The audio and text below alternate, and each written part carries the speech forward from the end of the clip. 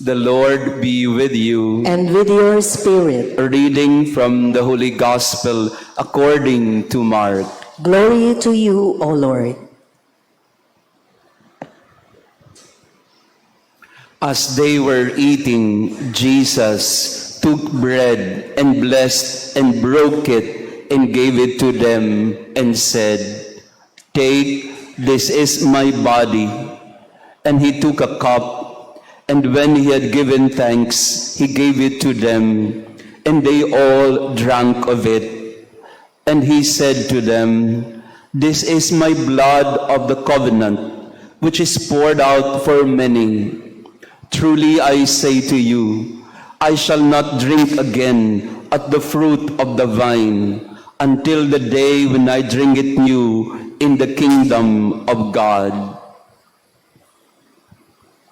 The Gospel of the Lord. Praise to you, Lord Jesus Christ. Please be seated. Praise be Jesus Christ. Now and forever. Praise be Jesus Christ, the eternal high priest. Now and Now and forever. forever. Magandang umaga sa inyong lahat mga kapatid. Pakibati din ng good morning ang ating mga kasama. Good morning to you all. Beautiful Thursday morning. And to our online parishioners, thank you also for being with us. Sa araw na ito, ang dami-dami po nating pinagdiriwang sa misang ito, all in one Mass. Today is the 23rd of the month, and that is why we also ask the intercession of Saint Padre Pio. It is Thursday, the day of our patron, Santa Maria Goretti. It is the third day of our Triduum for Our Lady, our Mama Mary, Help of Christians, and of course, the feast of our Lord Jesus Christ, the eternal high priest. It was decreed that the Thursday after Pentecost be celebrated as the eternal priesthood of Jesus Christ. Bakit po? Ipaliwanag natin sa maiksing paraan. Nung si Jesus ay nagbalik sa Ama at si Jesus ay naluklok sa kanan ng Ama at pinadala niya ang Espiritu Santo, yung pong mga pinagdiriwang nating banal na misa dito sa lupa ay ang pagdiriwang ng walang hanggang pagdiriwang ng piging sa langit. The Mass, yes, it is a memorial of the sacrifice of Jesus on the cross in the Last Supper, but His offering of Himself in the cross was for once only, once and for all. Kaya po, yung banal na misa, partly a commemoration of the sacrifice of Jesus on the cross and the legacy that He left us with in the Last Supper. Yeah, partly, yes, that's the Mass. Pero alam niyo po ba na ang banal na misa, sa kabuuan niya, ay hindi ang pagdiriwang ng sakripisyo ni Jesus sa krus na ginawa niya ng isang beses. Ang banal na misa ay ang pagdiriwang ng pangwalang hanggang piging sa langit. The Holy Mass is our participation in the eternal banquet of Jesus in heaven, He, the eternal high priest. In other words, the Holy Mass is the anticipation of this eternal banquet being held in the kingdom of heaven, no less than the eternal high priest himself, Jesus Christ.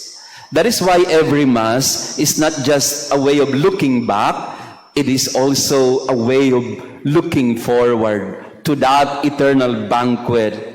And we participate in that banquet even today. And who is the offerer?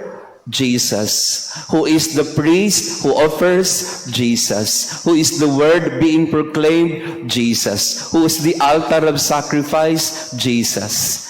And what we do, and I, as a presider of the Mass, what we do is to celebrate the eternal banquet in heaven here on earth. An anticipation of that eternal glory. An anticipation of that priesthood of Jesus that was given once for all on the cross, but is an everlasting offering. O yun lang naman po ang gusto kong sabihin, those two words. An everlasting offering. Jesus offered once and for all on the cross, but he did not stop there.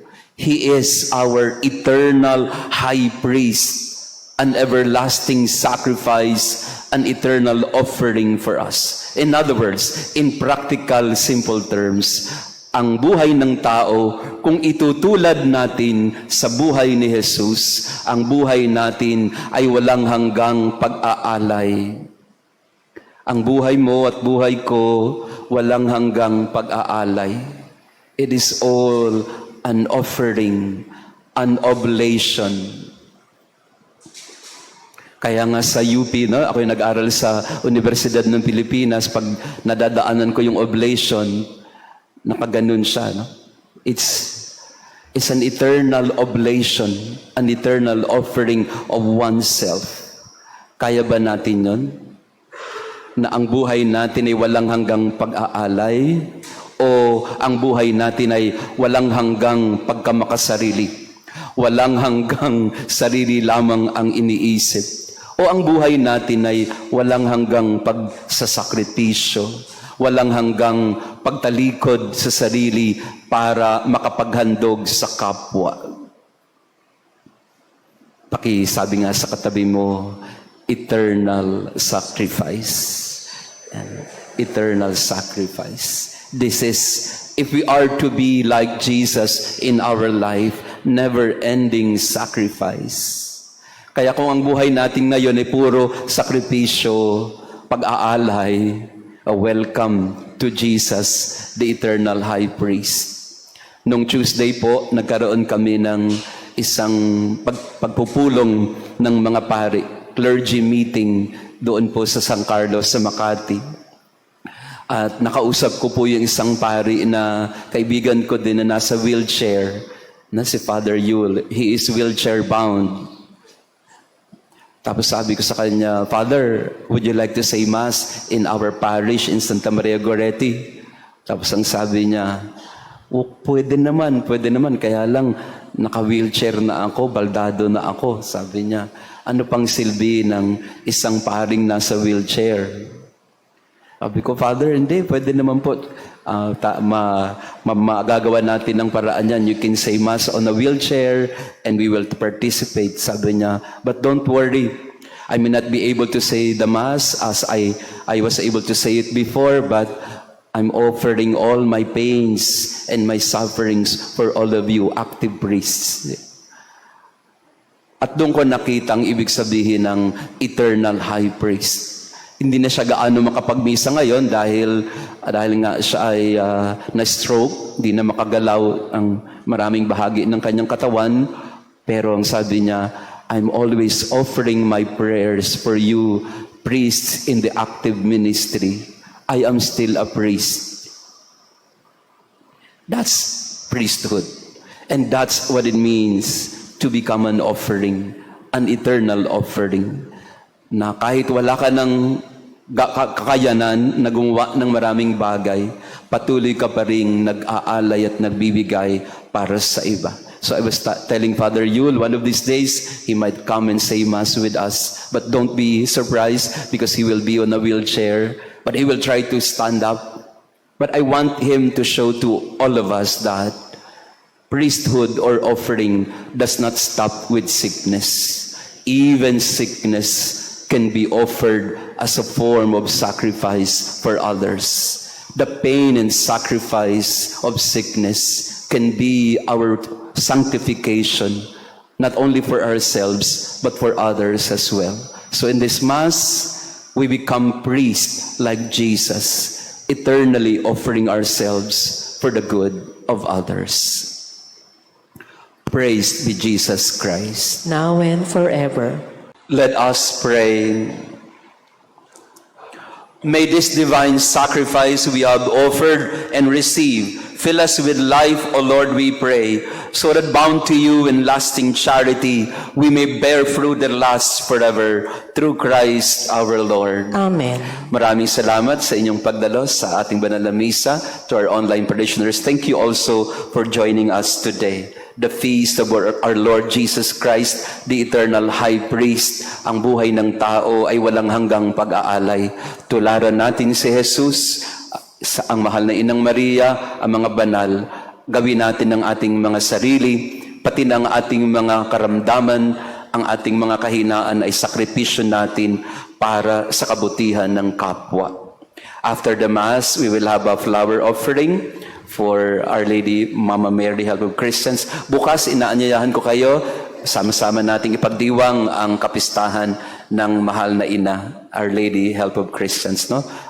We will also have a flower offering. And after the flower offering, we will have our usual Thursday healing prayer through the relic of Saint Ezekiel Moreno and Santa Maria Goretti, together with Sister Flora. No? Siya ang unang magpa-flower offering kasi Flora ang pangalan niya. Sister Flora po ang ating partner in the healing ministry. You may approach her also to be prayed over later. The Lord be with you. And with your spirit. And may our loving God bless you and your family, the Father, the Son, and the Holy Spirit. Amen. Our Mass has been offered. Go in peace to love and offer your lives for the Lord and others. Thanks be to God.